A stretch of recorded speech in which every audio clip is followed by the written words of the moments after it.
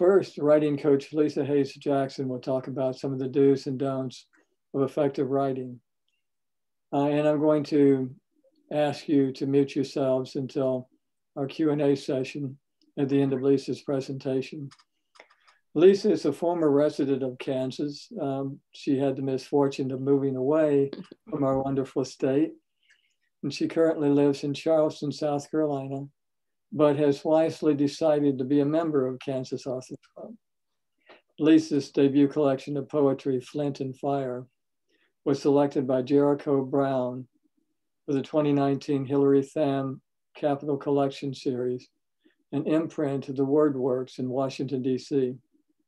She holds an MFA in poetry from Converse College in Spartanburg, South Carolina, and an MA in English from Kansas State University.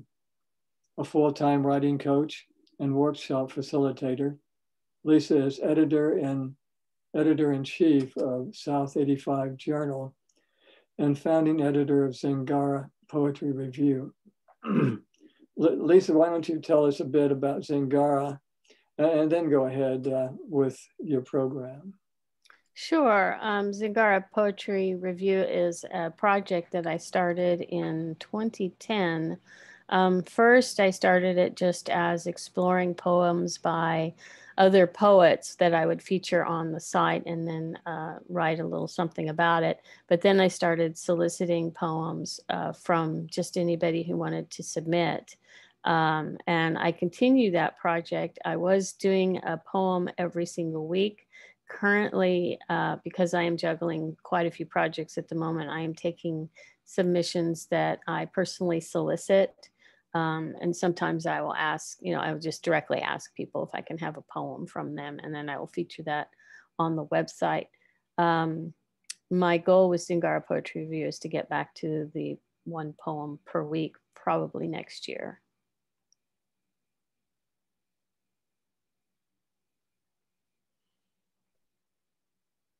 Okay, and so go ahead, and I guess you can start your program.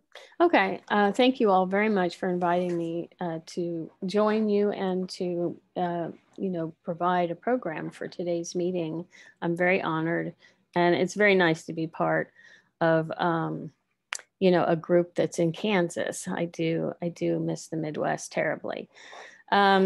So I have some talking points about writing coaching that I'm happy to share with you all today. In terms of do's and don'ts when it comes to writing, it is somewhat of an individual, case-by-case basis, because certainly people generally try to, the goal is to work out what does work for you as a writer.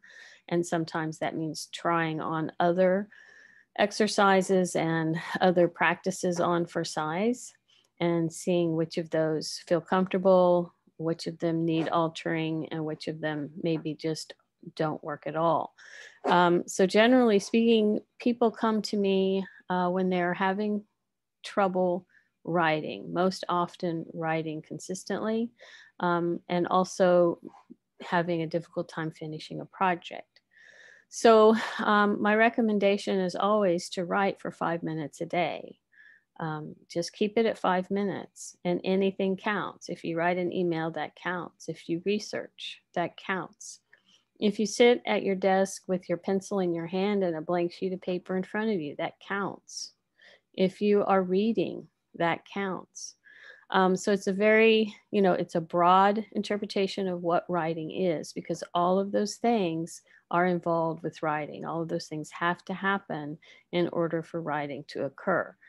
Our brains are always processing information. So if you're reading something interesting and you're reading broadly, your brain has material to work with, and it can make subconscious connections that you may not even be aware of. As long as you give it a little time, feed it a little bit every day.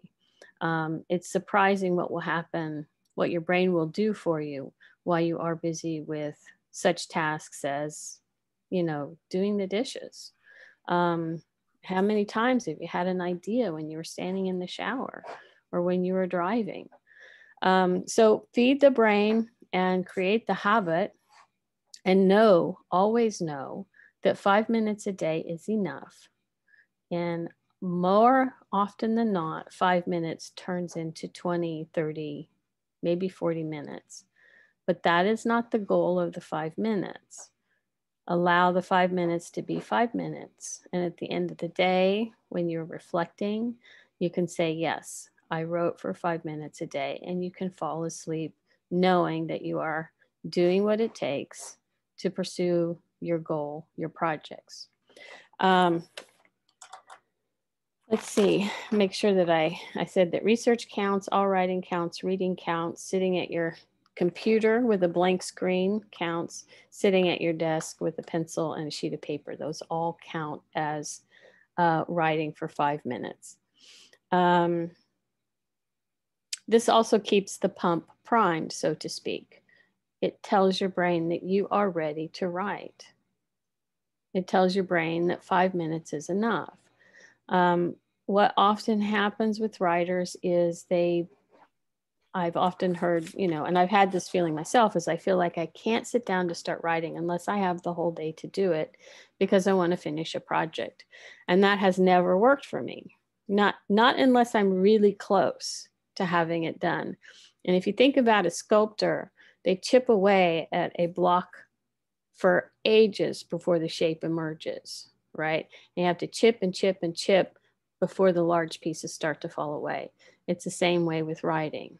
Showing up on a daily basis in a consistent manner until you see what emerges from your project.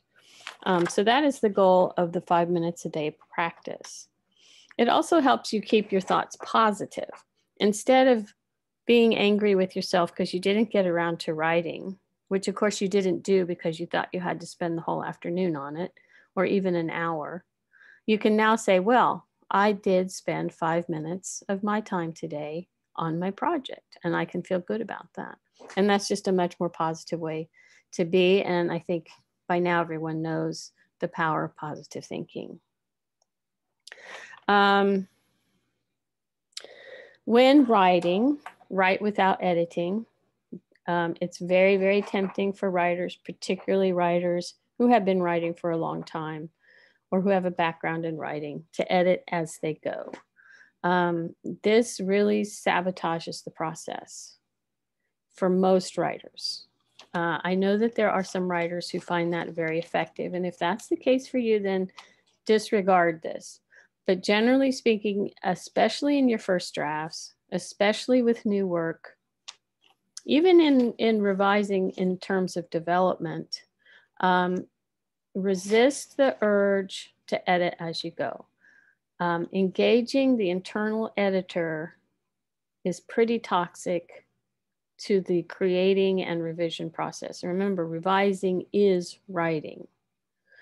Also, any little changes that are made to a draft before the draft is realized, before it is a whole draft, is probably going to be meaningless, because the changes that really need to be made first before any of the editing occurs are those that are of global concern. Are the characters working? Are they well developed? Is the plot solid? Is the setting reflective of what's going on in the story? These are global concerns that are not affected by the change in syntax. And so entire portions of a story may need to be rearranged. So editing really should be reserved to the very, very last bit. So don't get rid of your internal editor. Just send them on a task. Perhaps they can go do a crossword puzzle while you create what you need to create. You will need your editor eventually. So you want to keep them around, but keep them occupied on other things while you do the very important, necessary, and difficult work of creating whatever it is that you are creating.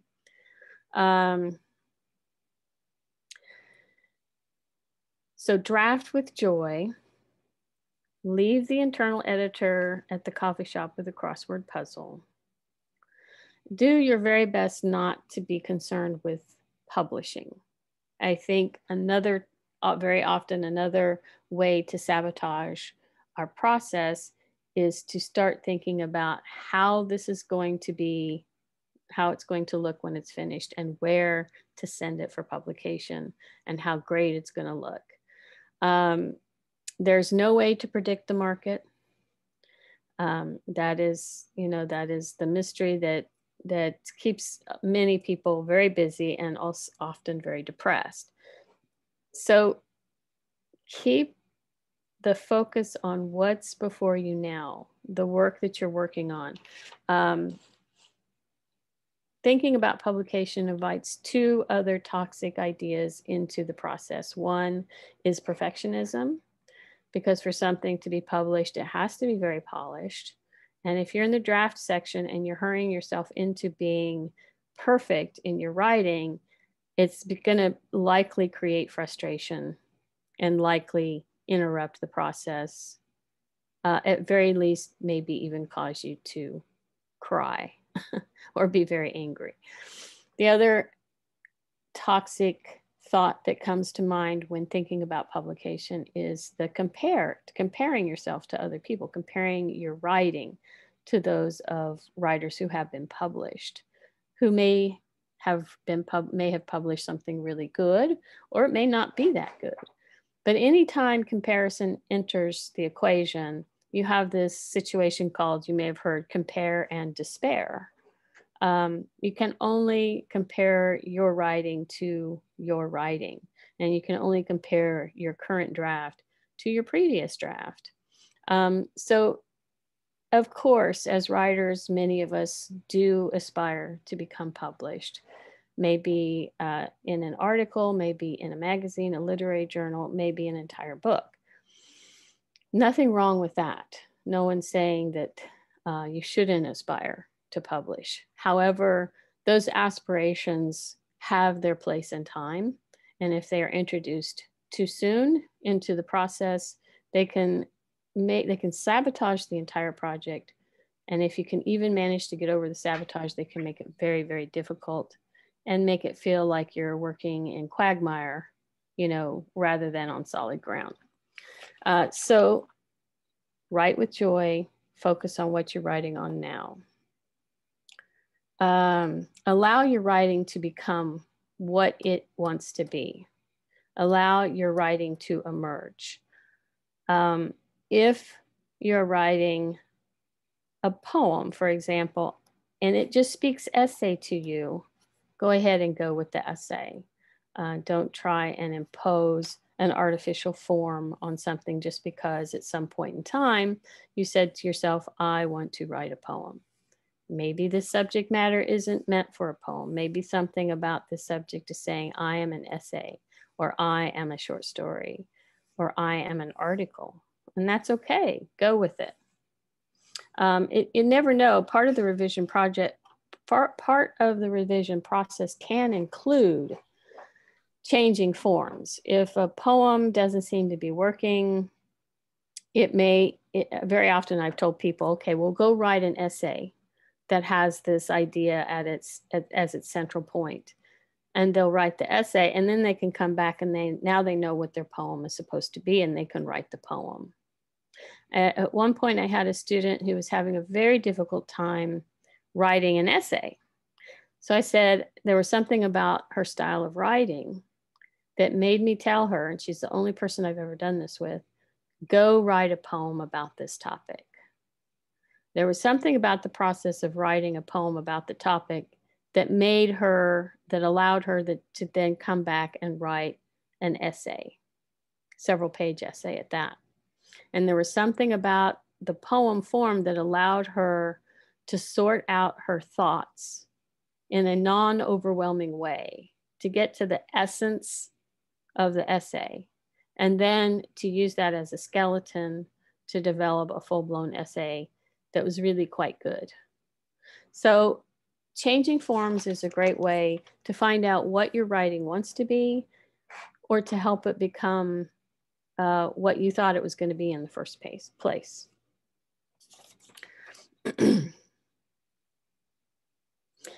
When you read your drafts, read it like a reader. Maybe you've heard this before. I highly recommend printing it off in a hard copy format. I also recommend not having a pen or pencil in your hand at all. And that, as a teacher myself, that is very hard for me to do. When I see a mistake in my draft, I want to correct it. I want to make a note about it right away. But that, again, is engaging the internal editor and sabotaging my efforts to make a good global draft, a good story that holds together, or a good essay in which all the points are being made. It has all the main ideas, you know, the topic sentences, etc. So when you're reading your own draft, take a step back. It's really nice if you can give it some time and let it gather dust. And read it like you would someone else's work. And just let it be what it is. And then go back and make notes to yourself. And remember, once again, small edits like mechanics and spelling and capitalization and even syntax and grammar are not going to matter if the global elements are not in place. So don't allow your internal editor to jump in and start criticizing you because you misspelled a word. Let that internal editor stay over there with the crossword puzzle. The kinds of questions that you want to ask of an edit, and you can make your own questions. You can make your own list of questions when you go to read something. The list of questions that will help you realize whether or not your draft is working or needs additional attention. If it's fiction, are the characters dimensional? Are they authentic? Are they believable? Do you have a sense of their backstory? Does the plot hold together? Is the dialogue natural? Does the setting contribute to the story? If it's an essay or a piece of nonfiction, are the points being made? They do not necessarily have to be linear, but there has to be a through thread that allows the reader to understand where the writer wants to take them. With poetry in particular, some quick things that you can do right off the bat. Check the first line, check the first stanza to make sure that it is actually, that those lines are actually working for the poem and they are not just throat clearing. Very often in early drafts of poems, those first lines, that first stanza may be all about, I'm getting ready to tell you something. I'm getting ready to create a poem here. Are you listening? Are you paying attention? So very often early drafts, I cut the first line and see what happens. I may even cut the first stanza. Likewise, the last lines or the last stanza should be inspected closely. Are they closing the poem with a click? Are they closing the poem with a slam? Or are they trying to tell the reader what has already been said in the poem? Like, I think growing up with Aesop's fables, it's very tempting to think that those last lines have to say, and the moral of the story is, and they really don't. If the poem has done that, the last lines do not need to do that. And then my last major point is, and then we'll have a writing exercise, is on publishing, right? So once there is a polished draft, and one of my clients right now is working on a memoir, and she's asking for assistance with organizing the chapters and figuring out how all of these chapters work together and how they speak together. So if you're working on a large piece, those are good questions to ask.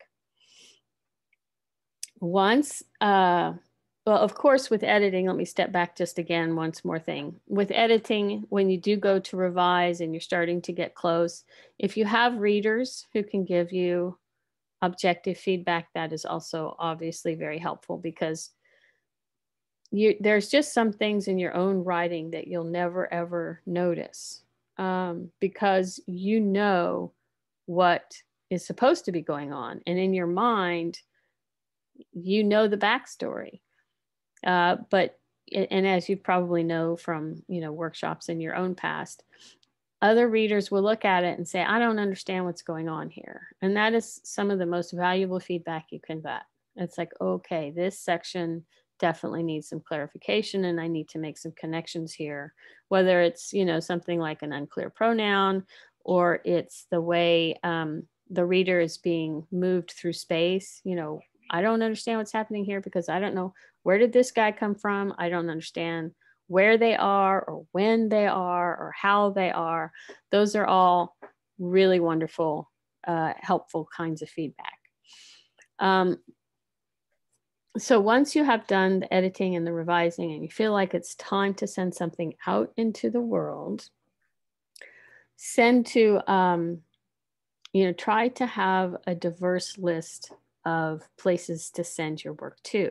This can include, you know, literary journals, and it can include trade magazines. I had a friend recently have a poem published in a scientific journal, for example. You want always to go for, you want to submit something to a high tier journal, middle tier, and, you know, magazines that are less known.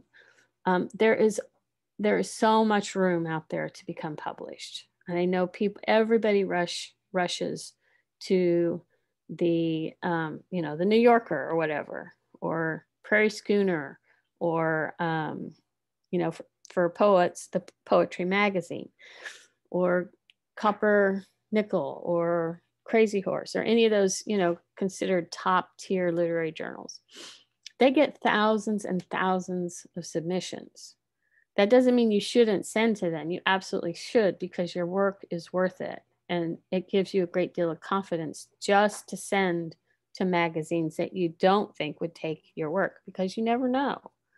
But it means that you value your work enough to send it to those places. And that kind of confidence will translate to confident writing. Also the mid-tier, you know, I mean, it's sort of like applying for grad school, right? And then you have like your safety schools. Well, you can kind of look at it the same way in terms of journals. As an editor of South 85 Journal, which is the journal for the Converse College Low Residency MFA program, you know, I don't get very many submissions, and I would die for some really good submissions from good writers. A lot of it is just slush. So, and I don't think that we're bottom tier. I think we're, you know, mid tier, but you also never ever know what's going to happen with those magazines. A magazine that might just be getting started, and you think, oh, they're not that big of a deal. They may turn around and publish somebody who wins the Pulitzer. Same way with book publications. Very often I've seen small presses that no one's ever heard of, you know, just getting by and having a really small, you know, run of books with poets that are new to the game. And then all of a sudden someone wins the National Book Prize, and now all of a sudden everybody is sending their manuscripts to them. So have a plan of diversity when it comes to submitting your work and sending it out into the world. Okay, does anyone have any questions about writing or about anything I've said, or counterpoints?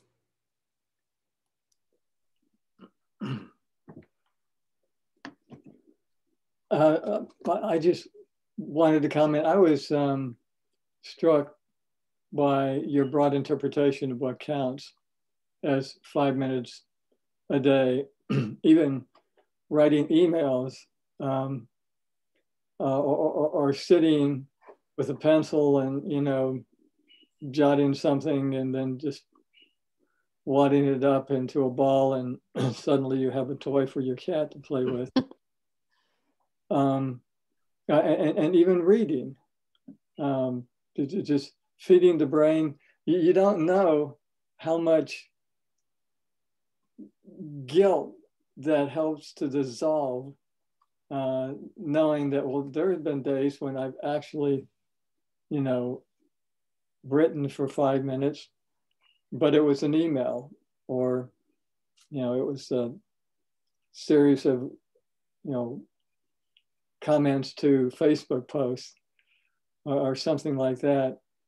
And knowing that you don't need a large block of time is good too, but also that can put a little pressure on me. Well, I'm busy today. I don't have the time to write. Wait, Lisa says I don't need a whole large block of time, so I guess I need to write anyway. Or read or research. Yeah. And that's exactly, I mean, you nailed it right on the head, Dwayne, when you said it dissolves the guilt, because guilt has no place in the creative process.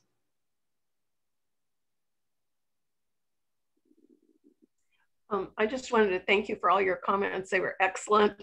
And I really like the idea of, for example, reading. I've always heard that if you want to be a writer, you need to be a reader, and feeding the brain. And along that same line, I read something one time that either to motivate yourself to write or to get ideas is to make vision boards, because again, that's another thing that feeds your brain, or your unconscious, your subconscious, helps you bring those ideas to the fore. So you had a lot of excellent tips. Yeah, I love that, NJ. Go ahead, Jolene. I really liked that you talked about not needing that perfectionism. That's one of the areas that I really struggle with. And I'm a teacher by my work, and I loved your suggestion about when I read it, not to have a pen in my hand. And that's something I'm going to really away, and I appreciate that. Good. I know as a teacher, I want to get through my grading very quickly. So I am very conscious of time. I want to spend about 10 minutes per paper, reserve it. But yeah, and so that's so hard. I think it's a strategy that I really need to try, though. Yeah. I hope to hear how that works for you. And vision boards too, NJ, are great. Not everybody loves vision boards, but I think they're definitely worth trying. And remember, vision boards I've seen vision boards that were mostly writing, like decorative, lettering and things like that. So anything that allows your brain, and you could count a vision board as your 5 minutes of writing for sure. Mm-hmm. The whole idea here is to cultivate space in your brain and in your life for creativity. And sometimes you have to sneak up on your writing. That's why some people like to, listen to music, and some people go to a coffee shop. We love writing. We would not be here if we did not love writing. We love that moment when we are so involved in our writing that nothing else exists, right? That is, for me, it's like deeply spiritual when I have that writing flow. And so that is why it's so important to allow the mind to be free of perfectionism, guilt, anxiety, criticism, and let it happen. You're really, really channeling your inner child who only wants to play. If I could, I would like to share something with you that is on point. For years, I was an editor, and I think that has affected me when it comes to my own writing. That's a terrible problem for me when as a poet, I'm trying to write stream of consciousness, I'm going, do I need a comma here? Things like that. One of the things, though, that you do as a writer, you're constantly looking for the best way to word a particular idea. And there was an idea I had for a poem, and I wrote it down. And before I could continue, I thought of another way to express that same idea. So I wrote the two side by side, and as I was trying to figure out which one to use so I could continue, because I thought, well, it's going to some extent dictate the form you know, which you've said, well, don't worry about that. So as I was trying to choose between the two, a third way of expressing that idea came to me.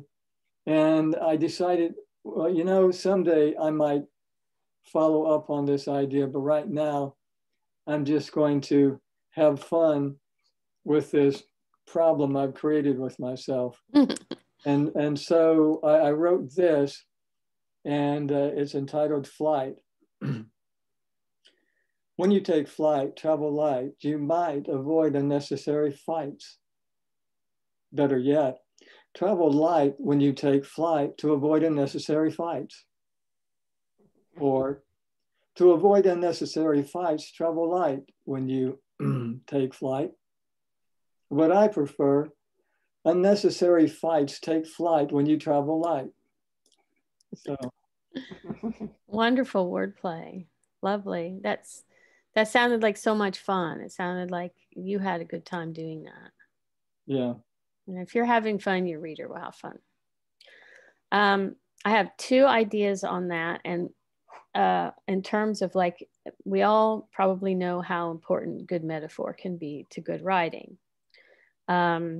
So one of the best ways to get a good metaphor is to have a surprising metaphor, a metaphor that is not cliche or is not expected. Like, the night was dark as ink, right? That's so common that it doesn't even make an impression on our mind. We just keep on going. But to come up with a surprising metaphor, we have to allow unsurprising metaphors through, because it's only through that attempting. So like you would say, you would start a sentence, dark as blank, and then you go down a list of things. Start with the obvious ones, dark as night, right? Dark as the sea, whatever. And then keep going until you start to surprise yourself. And then that may be a metaphor that will work for whatever you're writing. And of course, metaphor works across genres. Doesn't matter if it's nonfiction, fiction, or poetry. A good metaphor is a good metaphor, and it goes a long way towards influencing your reader a certain way. So everyone has, you know, that's one of those things that we put too much pressure on ourselves to come up with the most amazing metaphor anyone's ever written in their life. Oh my God, this is going to be great. I'm going to floor everybody. I'm going to be famous for this metaphor. But really, that stops you from having bad metaphors. And you have to get through the bad metaphors to find the good ones. And then also always remember that form extends content. So in terms of poetry, if I find that I'm writing about love and my poem is about 12 to 16 lines long, I might consider using a sonnet. But I'm not going to go at my poem sonnet first. I'm not going to say, I'm going to write a sonnet, because then the form has too much power over the content. And the language has to fit the form rather than the form enhancing the language. So we're already at 11:49. So I want to allow Dwayne time to do the planning part of the meeting.